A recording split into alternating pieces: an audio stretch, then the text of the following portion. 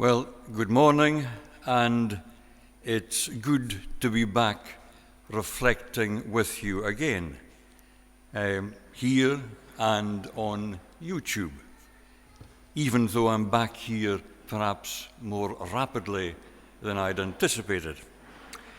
As an occasional lay preacher over the last 36 years, I've delivered a fair number of sermons. I think the count is into the low 80s now, but never one before based on the letter from James. Who was he? Traditionally thought to be the brother of Jesus, James' letter would be very easy to overlook in the New Testament.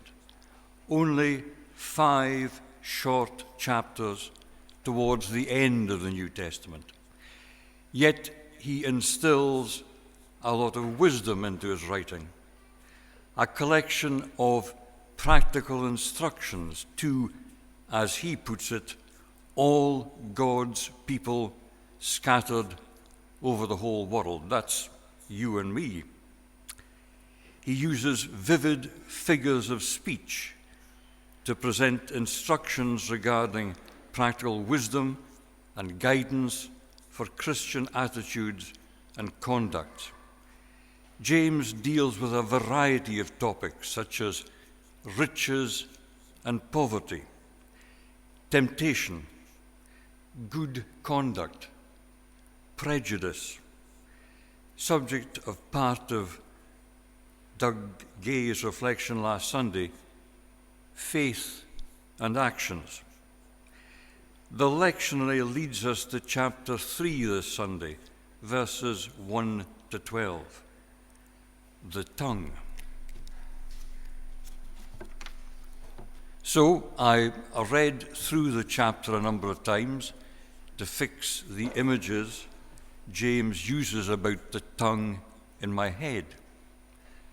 A small bit controlling a horse, a rudder guiding a mighty ship, a spark setting fire to a whole forest. And my goodness, we've seen some terrifying pictures of forests ablaze all over the world during the past year.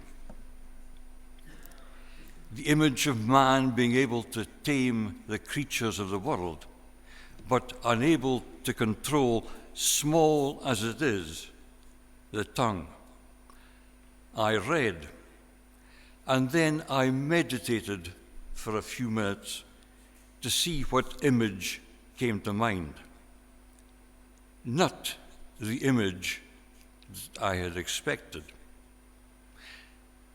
Suddenly, in my mind, I was back 36 years ago in the small kitchen of our then upstairs flat in Aberdeen. My toolbox lay on the floor. I'd been repairing hinges on a kitchen door, and I'd stopped to answer the phone.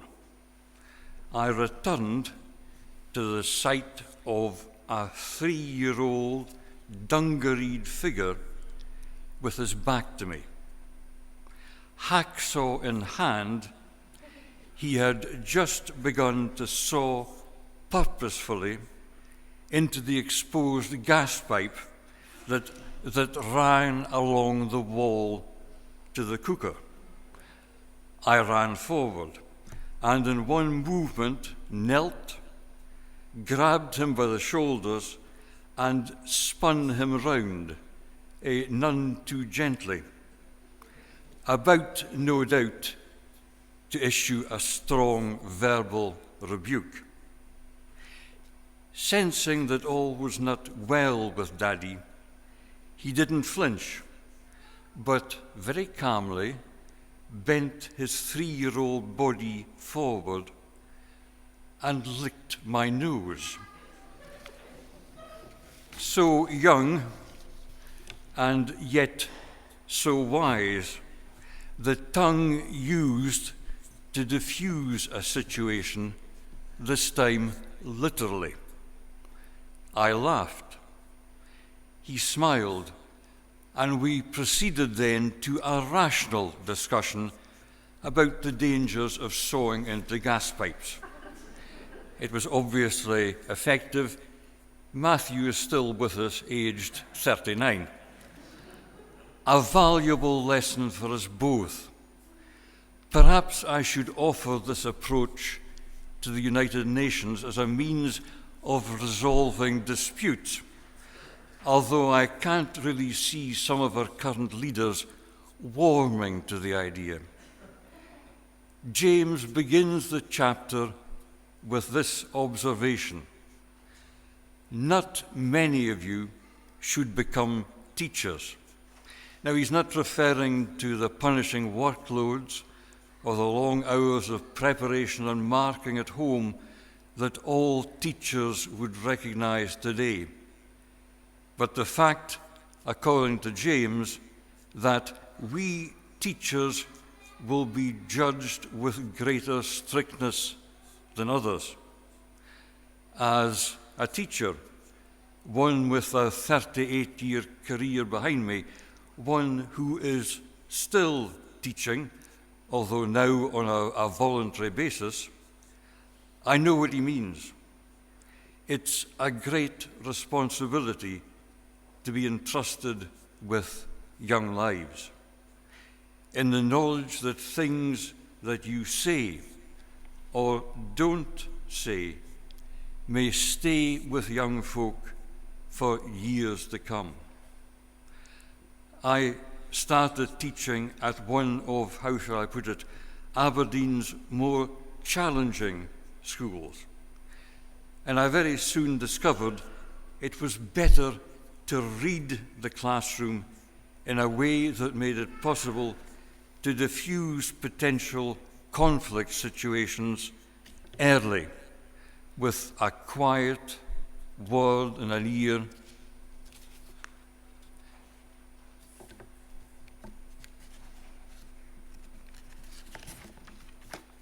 Before you rush in with something, a remark that may prove unhelpful.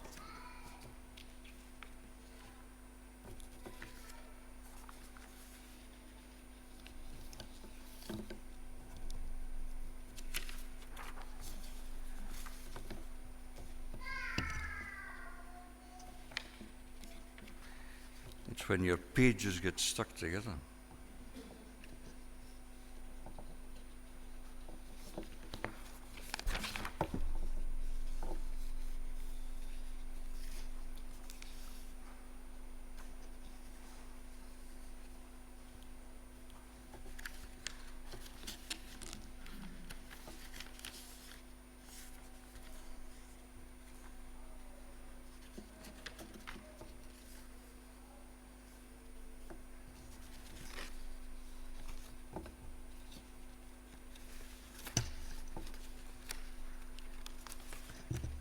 Of course, if you want to go into the side chapel and play with that toy for a minute, please feel free.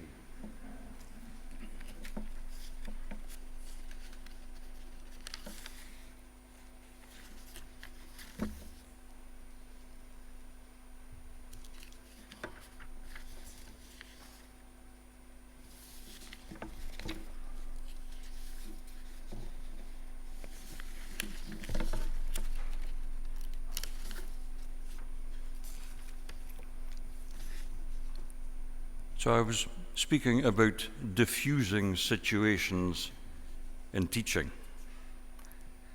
A word in an individual ear or a piece of well-judged humour rather than loud confrontation. In teaching, as in day-to-day life, so often we're guilty of sins of commission and omission, the things we said in the heat of the moment and should not have spoken, the times that we almost spoke words of comfort but held back. We take a moment's silence to reflect on such a moment that we can bring to mind now.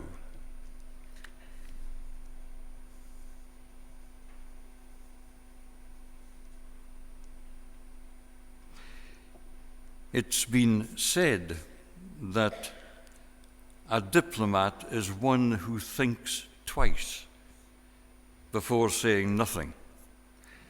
So is that to be the Christian perspective? For fear of the destructive power of the unguarded tongue, do we say nothing? Far from it. James sees a distinctive role for the Christian in how we use words, our primary way of communication, of interacting with the world in which we live, move, and have our being. We must speak out against injustice, speak truth to power without fear or favor. Follow the teachings of Jesus wherever that takes us. Guard against intemperate language, certainly, but make a case for a Christian dimension in our interaction with the challenges and opportunities that life brings us. Above all, we must give voice and support to the voiceless in our community, our city, and the world. The work of the Lodging House Mission, Shelter, and Christian Aid spring to mind.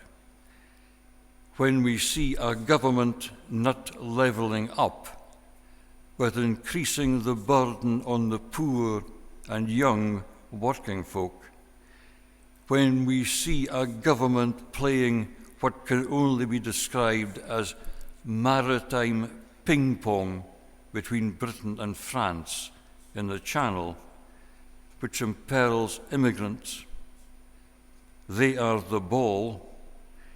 It's time to speak out. I saw this picture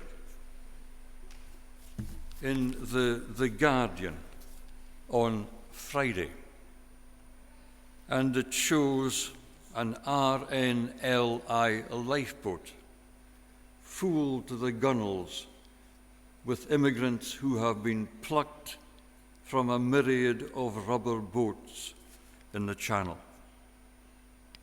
They're on their way now via the lifeboat to Eastbourne and safety. Thank God that the RNLI is entirely funded by public donation and not subject to the oversight of the present government's gunboat diplomacy, a legacy of Victorian empire. What about more personal interactions with people? When about to speak to others in a supportive role, a thought process such as this is perhaps helpful. Certainly for me, when I'm bursting to tell someone something, offer an opinion. A moment to reflect, to detach, to stay neutral before you rush in with something, a remark that may prove unhelpful. Is what I'm going to say kind? Is it true? Is it helpful? The old saying is right. If you can't say something positive and kind about someone, don't say anything. Is it true? Stick to the facts and not stories about the facts. And is it helpful? Will your intervention help? If you don't have the personal experience to help, be honest enough to say so.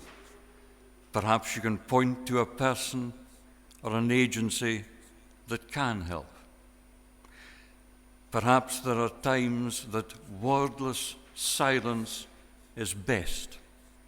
The very act of being there for someone, sitting with them in supportive solidarity, is what is needed most of all. James' vision for Christian morality and ethics moves beyond a legalism that demands compliance with individual commandments, applying Jesus' teaching that all of the commandments can be summed up in one: love for neighbor and love for God. May our lives and our tongues reflect just that. Thanks be to God.